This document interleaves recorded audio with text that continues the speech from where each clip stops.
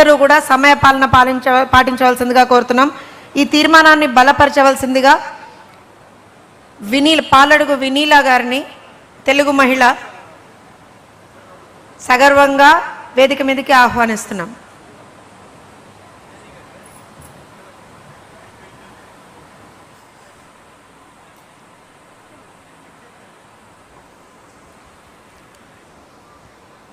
వేదికపై ఉన్నటువంటి మనందరి ఆరాధ్య నాయకుడు, నవ్యాంధ్ర శిల్పి, మన పార్టీ జాతీయ అధ్యక్షులు అయినటువంటి గౌరవనీయులు నారా చంద్రబాబు నాయుడు గారికి, అలానే మన యువనేత, వర్కింగ్ ప్రెసిడెంట్ అయినటువంటి జాతీయ వర్కింగ్ ప్రెసిడెంట్, ఐటీ మరియు విద్యాశాఖ మంత్రివర్యులు సార్, నేను కూడా ఎడ్యుకేషన్ బ్యాక్గ్రౌండ్ నుంచి వచ్చాను. విద్యాశాఖ అంటేనే షేపింగ్ ఫ్యూచర్ జనరేషన్స్, అలాంటి మహోన్నతమైన శాఖకి మీరు మంత్రిగా ఉన్నారు.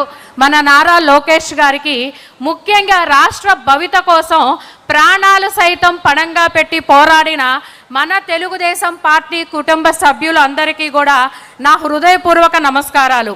ఈరోజు ఈ మహానాడు వేదిక సాక్షిగా మన పార్టీ అధిష్టానం తీసుకున్నటువంటి ఒక గొప్ప చారిత్రాత్మకమైనటువంటి నిర్ణయం స్త్రీ శక్తి థీమ్. అవును, తెలుగుదేశం పార్టీ అంటేనే మహిళలకు అండగా నిలిచే పార్టీ.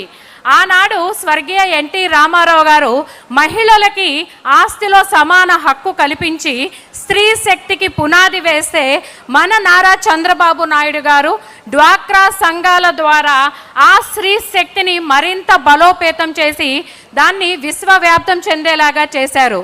మన పార్టీలో ప్రధాన సిద్ధాంతం మహిళలకు సమాన హక్కులు, సమాన అవకాశాలు కల్పించడమే మన సిద్ధాంతం. కానీ గత 5 ఏళ్ల వైసీపీ పాలనలో మహిళా లోకానికి ఒక చీకటి అధ్యాయం లాంటిది. ప్రచార ఆర్భాటాలకే తప్ప దశ దిశ లేని దిశ యాక్ట్ అని చెప్పి, విచారణ అయిన వెంటనే ఉరిశిక్ష వేస్తాము అని చెప్పి పబ్లిసిటీ స్టంట్లు చేశారే తప్ప క్షేత్రస్థాయిలో మహిళల ప్రాణాల్ని గాలికి వదిలేసిన ప్రభుత్వం వైసీపీ ప్రభుత్వం.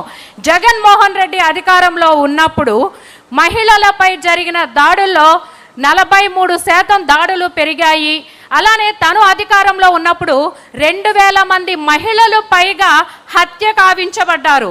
2022 సంవత్సరం మహిళలపై జరిగిన దాడుల్లో 25,503 కేసులు రికార్డు స్థాయిలో నమోదయ్యాయి. నా అక్క చెల్లెములు అని చెప్పి తీరా తను అధికారంలోకి వచ్చాక అదే అక్క చెల్లెమ్మల మీద దాడులు చేసి ఆంధ్రప్రదేశ్లో మహిళలపైన దాడులు, వేధింపుల్లో ఆంధ్రప్రదేశ్ 6వ స్థానానికి దిగజారిపోయేలాగా చేసిన మహిళల ద్రోహి జగన్మోహన్ రెడ్డి. మరి మన మహిళల మీద ఇన్ని ప్రధాన దాడులు జరగడానికి ప్రధాన కారణం ఏమిటంటే గంజాయి విష సంస్కృతిని తీసుకురావటం, జే ట్యాక్స్, తన అవినీతి దాహానికి లిక్కర్ని, నాసిరకం మద్యం ద్వారా యువతని పెడదారి పట్టించడమే మహిళల మీద దాడులు జరగడానికి ప్రధాన కారణం. ఇవి మనం మాట్లాడుకుంటున్న మాటలు కాదండి. అతగాడు అధికారంలో ఉన్నప్పుడు సాక్షాత్తు కేంద్ర నివేదిక అయినటువంటి ఎన్సీఆర్బి రిపోర్ట్ ఇచ్చిన సాక్ష్యం ఇదంతా కూడా. తను అధికారంలో ఉన్నప్పుడు 2019 ఎలక్షన్ల ముందు ఏం మాట్లాడాడండి? మహిళలు ఇంకెవరైనా కన్నెత్తి చూస్తే వాళ్ళు గుడ్లు పీకేస్తా అని చెప్పి మాట్లాడి, తను అధికారంలోకి వచ్చాక తన తాడేపల్లి ప్యాలెస్కి 100 మీటర్ల దూరంలో రాణి అని చెప్పి ఒక దివ్యాంగురాలు మైనర్ బాలిక తన ఇంట్లో ఉన్నప్పుడు గంజాయి మొత్తుకి బానిసైపోయి గొడ్డలితో విచక్షణ రహితంగా ఆ బాలికపై దాడి చేస్తే తను ప్రాణాలు కోల్పోయింది.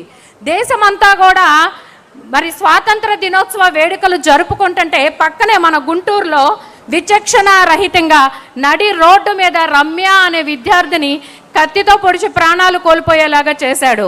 తన సొంత నియోజకవర్గం అండి. నేను మహిళల పక్షపాతిని, నేను దళితుల మంత్రిని అని చెప్పుకునే జగన్మోహన్ రెడ్డి తన సొంత నియోజకవర్గంలో పులివెందుల్లో నాగమ్మ అని ఒక మహిళ మీద, దళిత మహిళ మీద సామూహిక అత్యాచారం చేసి హత్య చేస్తే బాధిత కుటుంబానికి న్యాయం జరిపించకపోగా అప్పుడు మన పార్టీ తరపున రాష్ట్ర మహిళా అధ్యక్షురాలుగా ఉన్నటువంటి గౌరవనీయులు మన వంగల్పూడి అనిత గారు బాధిత కుటుంబాన్ని పరామర్శకని వెళ్తే ఒక దళిత మహిళ మీద ఎస్సీ ఎస్టీ అట్రాసిటీ కేసు పెట్టిన తుగ్లక్ పరిపాలకుడు ఎవరైనా ఉన్నాడంటే జగన్మోహన్ రెడ్డి. నేను అధికారంలోకి వస్తే సంపూర్ణ మద్యపాన నిషేధం చేస్తానని చెప్పి తన అవినీతి దాహం కోసం నాసిరకం మద్యాన్ని తీసుకువచ్చి 30,000 మంది మరణాలకి కారుకునైన దుర్మార్గుడు జగన్మోహన్ రెడ్డి అమరావతి మహిళల పైన 1600 తప్పుడు కేసులు 1600 మంది మహిళల పైన తప్పుడు కేసులు బనాయించాడు. 2024వ సంవత్సరం శ్రీరాముడికి పట్టాభిషేకం జరిగింది. ప్రభుత్వాన్ని మనం నిర్మించుకున్నాము. తెలుగుదేశం పార్టీ అంటేనే మహిళల భద్రతకి ఎప్పుడూ కూడా వెనకడుగు వేయని పార్టీ. కాబట్టే చంద్రబాబు నాయుడు గారు అధికారంలోకి వచ్చాక రాష్ట్రంలో క్రైమ్ రేట్లు 6% తగ్గినాయి అని చెప్పి అసెంబ్లీ సాక్షిగా మన గౌరవ హోంమంత్రి వర్యులు వంగల్పూడి అనిత గారు మనందరికీ